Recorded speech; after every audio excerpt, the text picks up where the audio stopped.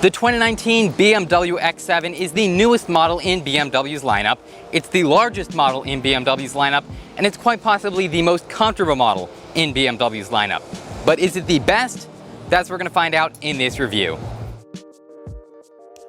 Starting out here under the hood of the X7, it's powered by a 3-liter turbocharged inline 6-cylinder engine, pumping out 335 horsepower and 330 pound-feet of torque, which paired with the 8-speed automatic transmission and all-wheel drive system, it should be able to go 0 to 60 in 5.8 seconds, which is not bad for a car this big. But if that's still not enough performance for you and your X7, you can opt to have a V8 engine put under this hood, which is, I'm sure, adding a ton of performance and is going to sound pretty good as well. Now, of course, we're going to hop in and check out all the wonderful luxury features in the interior, but before we do that, I'd like to take a quick look at the exterior of this car, because you got some really important things out here as well.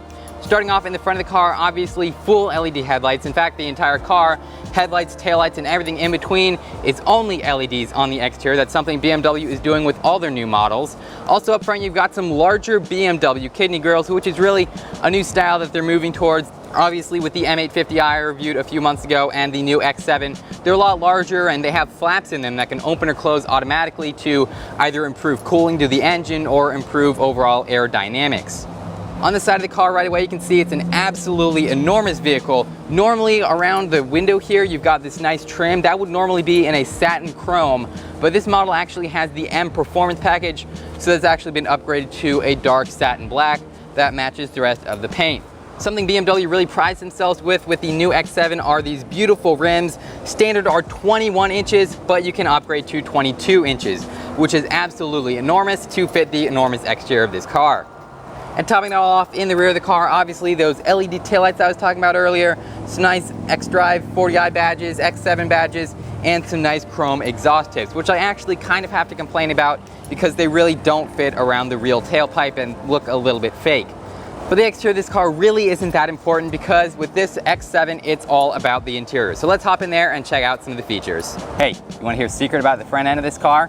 It looks like a warthog. And the interior of the new X7 is loaded with awesome luxury features as well, starting off with these very comfortable, very beautiful 16-way power front sports seats.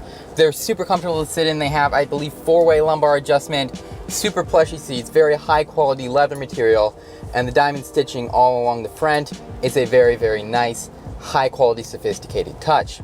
In total, the X7 seats 7 people. Obviously, that's shown in the name X7, but if you want to opt for captain's chairs for the second row, those are all electric, but they do remove that middle seat, so you're only going to be able to seat 6. All around the interior, we see a ton of different leathers. Obviously, up on the dashboard, we have black, which is kind of contrasted by this nice tan in the rest of the interior. It all feels very soft, very high quality, and there's a ton of different color schemes available. And obviously, there are a ton of different trim options available for this interior, a whole bunch of different types of wood, and it's all highlighted by this outlining chrome trim. And finally, to top it all off, we have the crown jewel of the interior, quite literally, which is this gear selector. Now, standard car is not going to have that, but this has the optional glass buttons package, so they all look sort of crystalline here. Everything from the start-stop button to the gear selector to this little rotary dial here, it all looks really, really jazzy and luxurious and just absolutely fantastic here in the interior. As far as technology goes, the X7 comes with BMW's new iDrive 7.0 infotainment screen. Very nice there. Obviously, it's a touchscreen or controlled by the rotary dial, so very nice there. Super responsive and everything. Obviously, it comes with Apple CarPlay and all that. And then here, right behind the 3-spoke steering wheel, we've also got a 12.3-inch digital gauge cluster, and it has a design very similar to the M850i that I reviewed a few months ago. A few other features I'd like to point out while I'm in here, obviously we have this gorgeous panoramic sunroof that comes as standard, and it can also have LED lighting that'll kind of cast a glow across the entire roof of the car.